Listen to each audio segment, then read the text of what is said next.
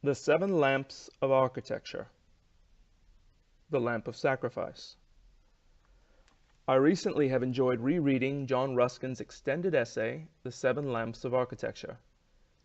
It can clearly be seen from his writings that Mr. Ruskin was a thoughtful man, considerate of nature, art, society, and sensitive to the connections existing between them as expressed in good architecture. The seven lamps represented seven moral virtues that imbued architecture and craft with meaning and goodness. This work would establish the philosophical groundwork for what later became known as the arts and crafts movement in Britain and Ireland, and the craftsman's style in the United States. Architecture. Mr. Ruskin introduces his essay on the Lamp of Sacrifice with a definition. Architecture is the art which so disposes and adorns the edifices raised by man for whatsoever uses, that the sight of them contribute to his mental health, power, and pleasure. Good humanist stuff. He quickly goes on to make a distinction between architecture as an art and building as engineering. What is architectural in a building surpasses its common use, to a great extent is unnecessary, rather is adornment, an offering or sacrifice of what we find desirable. Sacrifice. Ruskin next proceeds to describe the act of sacrifice itself. Sacrifice prompts us to the offering of precious things, merely because they are precious, not because they are useful or necessary. He goes on to express how already by his time this type of statement was an anathema. Somehow the common wisdom of the day had determined virtue to be found in providing the largest results for the least cost, what today may be described as value engineering. Specifically, this was manifest in church architecture. Ruskin attributes it to two prevailing notions that had arisen. First, the absence of ornament in particular demonstrates in some way evidence of restraint, self-control, or propriety. Second, he describes a false piety that proclaimed a more honorable sacrifice be made in a ministry to the poor and extending knowledge of the Lord rather than smoothing pillars or carving pulpits.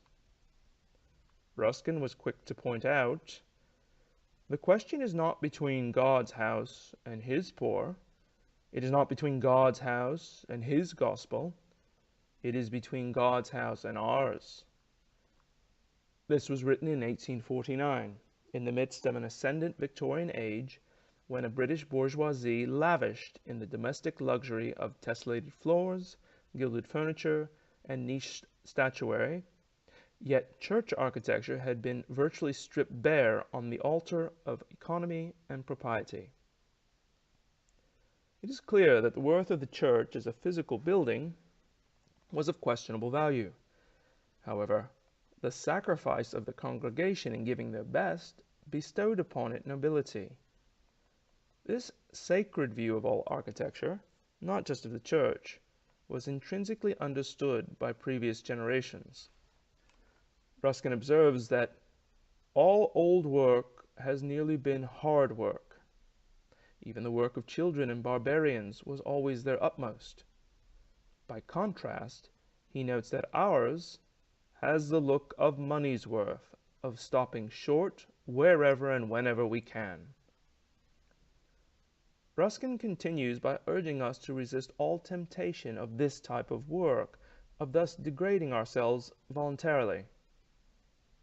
Let us confess our poverty or our parsimony, but not belie our human intellect. Obviously, we each are of different means, and there is the acknowledgement of being judicious with the use of resources. He offers pragmatic advice for working within our means, yet still giving one's utmost. If you cannot afford marble, use kind stone, but from the best bed. And if you cannot stone, brick, but the best brick, preferring always what is good of a lower order of work or material to what is bad from a higher. This principle was put to use by Philip Webb in the design of the Red House for William Morris, regarded as the first building of the arts and crafts movement, and renowned for its simple, yet stately brickwork laid in English bond. Another piece of sage advice from Mr. Ruskin is to place little where we cannot afford much. He gives a fine example of the Basilica of San Zeno, Verona, the facade of which is largely of tufa, excepting the two panels surrounding the door, exquisitely carved in bas-relief. Here, the best, or rather finest work is reserved for where it is most likely to be appreciated. Over the next few posts, I'll endeavor to highlight each of the lamps or virtues espoused by Mr. Ruskin. Next to consider, the lamp of truth.